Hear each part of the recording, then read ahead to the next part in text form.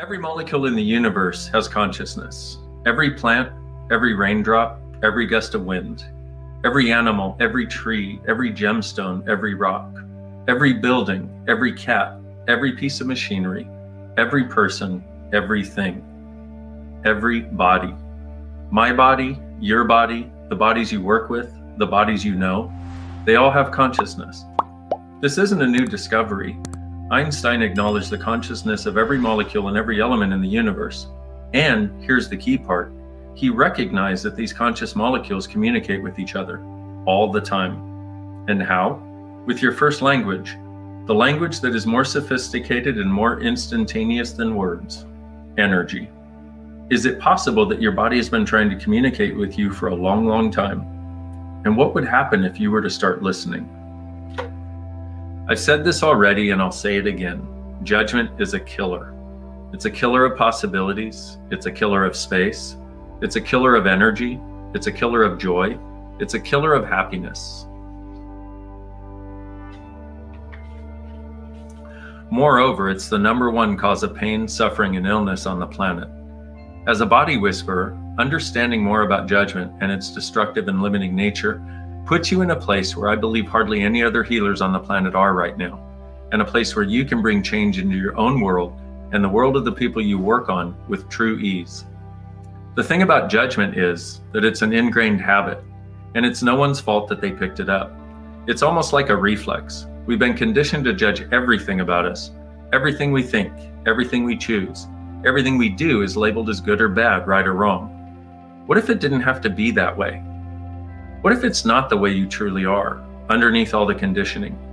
What if dropping judgment altogether would be like a homecoming and a return to your true nature, almost like getting your wings back? Here's the thing. Asking a question, or being in the question, or simply being the question itself is one of the quickest routes we can take toward change, for ourselves and for the people we work with. A question allows us to get to the heart or the crux of any situation in a flash.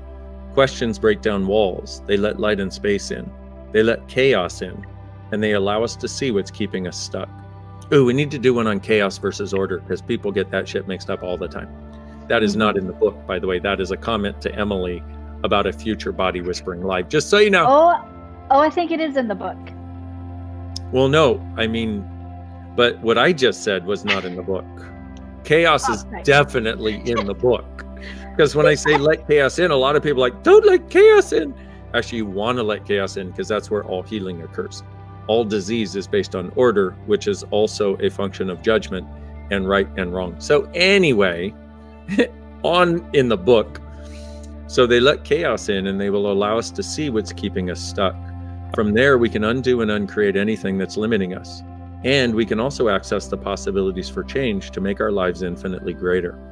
Being in the question is a key element of consciousness, and consciousness is all about choice. What else presents you with choice more than a question? When you recognize you have choice, it's incredibly liberating, whether you're realizing it for the first time or the 1000th time. Having choice means you're not at the mercy of anyone or anything else. You're in control of your life and living, and it's such a beautiful place to be. Questions are empowering, while answers are disempowering. Answers are conclusive, like a full stop, a period, a closed door. The issue is that answers are sought after the world over, and the tricky thing is that usually, answers are exactly what our clients want from us. Trickier still is that giving answers is often the instinct of a body whisperer. We want to help, and in our efforts to help, we might have a tendency to assess a situation and make decisions with too much haste. For instance, we might get the sense early in a session that our client has an anger issue, and so we set about treating it with whatever techniques we favor and practice. Now, our assessment could be valid, but what if it's not? What if we've made an assumption, and however educated and rooted in our training and our experience that assumption is, what if there's actually something else going on for that person, which is not available to us yet because we're not being with them from the space which questions allowed? And even if we are correct about the underlying anger issue, now might not be the time or the session to address it. Whether we're picking up on the truth or not, whenever we jump in and start healing without being the question first, we get the same result: frustration and a lack of forward movement for our client and for ourselves. At best, our technique might bring temporary relief, much like hammering a screw into a piece of wood might work for a short while. even though what the screw needs is a screwdriver, not a hammer. Okay. And there's so much more. I love this friggin' book. It's like, it's all here in plain English or in plain German, because I was supposed to say this last time, but the Body Whispering book is now available in German.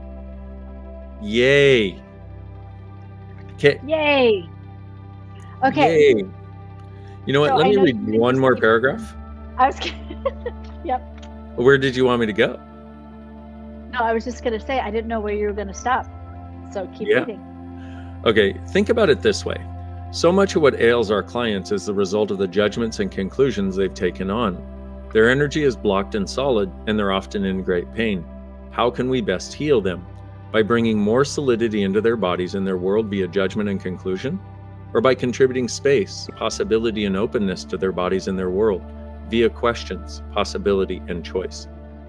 If there's one thing that has trapped more healers than any other, this is it. Giving our clients our interpretation of what's going on with them, rather than asking questions so they come to their own awarenesses about what's going on with them. When you give answers, and especially if those answers make your client's life greater, you become the source of that greatness. They will see you as insightful and perceptive, and they'll come to you for more answers. How empowering is this for your clients? Not very. In fact, not at all. And what if your answer based on your awareness is even just 1% off track? You'll burden your client with a lie, and that lie might stay with them for a very long time. When we ask questions, we allow our clients to find their own answers. We give them the gift of their own greater awareness, and this is a gift that truly sets them free. Even better, it lasts for the rest of their lives. Asking questions creates more space, more freedom, more joy, and more chaos. It's how we create more of a healing change, and it's what marks us, you, out as a body whisperer.